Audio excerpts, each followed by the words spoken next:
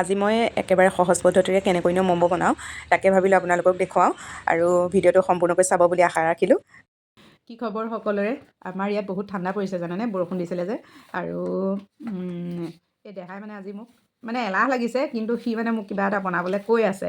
আৰু কি বনাবলৈ কৈ আছে তাৰ মুখেৰে শুনকচোন বাৰু।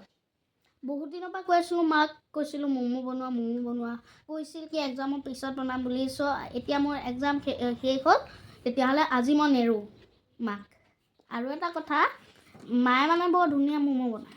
এতিয়া 2-3 বছৰমান হ'লেই বনোৱাই নাই। দেখিছে তেল মাৰিছে একদম। আৰু যিয়ে নহওক বনাওঁগৈ একদম থুলমূলকৈ বনাম আৰু থুলমূলকৈ নহয়। এয়া লৈ ল'লোঁ ময়দা, জোখমতে ময়দা লৈ লৈছোঁ। আৰু ইয়াতে অকণমান এতিয়া মই নিমখো দি দিছোঁ। অকণমান ইয়াতে দিম ৰিফাইন তেল। আৰু এতিয়া এইখিনি ধুনীয়াকৈ সানি ল'ম। আৰু এতিয়া এইখিনি ধুনীয়াকৈ সানি ল'লোঁ। মই সানি ল'লোঁ। আৰু এতিয়া অলপ সময় মই এনেকৈ ঢাকি ৰাখিম। আৰু এইখিনি সময়তে মই চাটনিটো ৰেডি কৰি লওঁ আৰু ইয়াৰ মাজত দিবলগীয়া পাচলিখিনি ঠিক ঠাক কৰি লওঁ।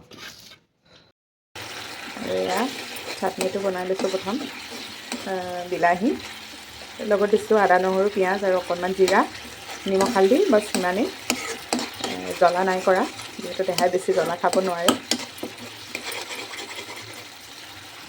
এইফালে কেৰাহী গৰম হৈ গ'ল আৰু ইয়াতে মই এতিয়া অলপমান বাটাৰ দি দিম। আচলতে বাটাৰে দিব লাগিব বুলি কথা নাই বাৰু, ৰিফাইনো দিব পাৰি, কিন্তু মই আৰু বাটাৰে দি দিছোঁ।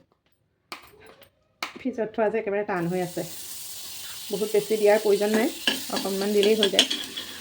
এতিয়া ইয়াতে মই দি দিম কাটি ৰখা আদা, নহৰুৰ অকণমান সৰু সৰুকৈ কাটি ৰাখিছিলোঁ, সেইখিনি দি দিছোঁ।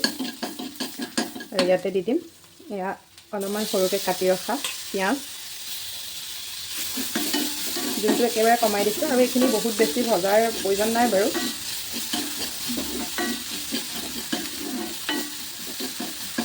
ইয়াতে মই দি দিছোঁ এয়া বন্ধাকবি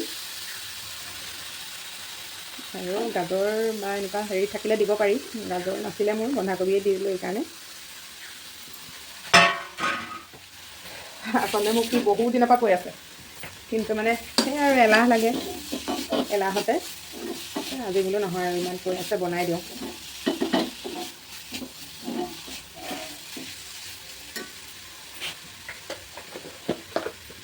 ইয়াতে এতিয়া অকণমান নিমখ দি দিছোঁ।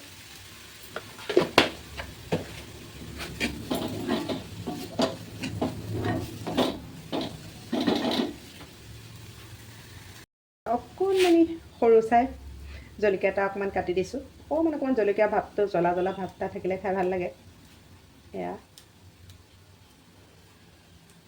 বেছিকৈ নাই দিয়া, দেহাই বেছি জ্বলা খাব নোৱাৰে যে।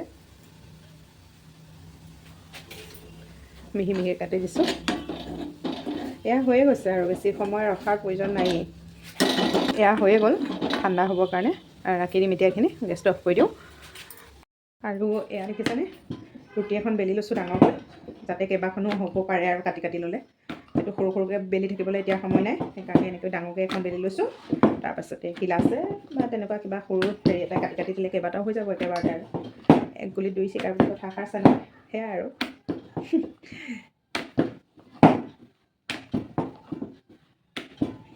এই বেলনাখন জোৰাকৈ একেবাৰে বেলি পেলাম আৰু।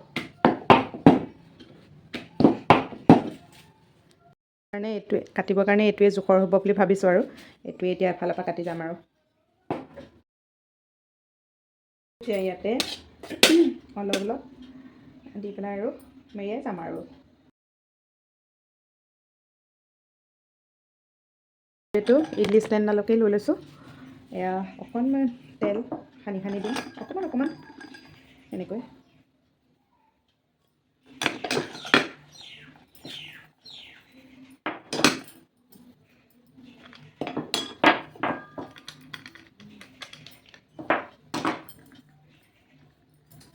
এতিয়া ধুনীয়াকৈ সানি ল'লোঁ। আৰু এতিয়া ইয়াতে এনেকৈ এটা এটা দি দিম আৰু।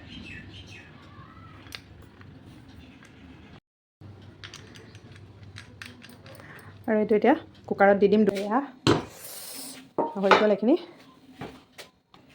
ওচৰৰ পৰা দেখুৱাই দিছোঁ। আৰু এয়া ম'ম' বনাই ৰেডি হৈ গ'ল। তাকে এতিয়া খাই চাবলৈ কওঁ কেনেকুৱা বা হৈছে, তাৰ পচন্দ মতে হৈছে নাই। মই এটা খুৱাই দিওঁ প্ৰথমটো দেই, প্ৰথমটো মই খুৱাই দিওঁ, কেনেকুৱা হৈছে ক'বা। কেনেকুৱা হৈছে? বঢ়িয়া। বঢ়িয়া নে? এইটো হুইচেল মাৰি আছে, খাবলৈ ধুনীয়া হৈছে? হৈছে? ঠিক আছে, এইটো খোৱা, এইটো খোৱা, বাকীখিনি নিজে খাবা না। সেয়াই আছিলে আৰু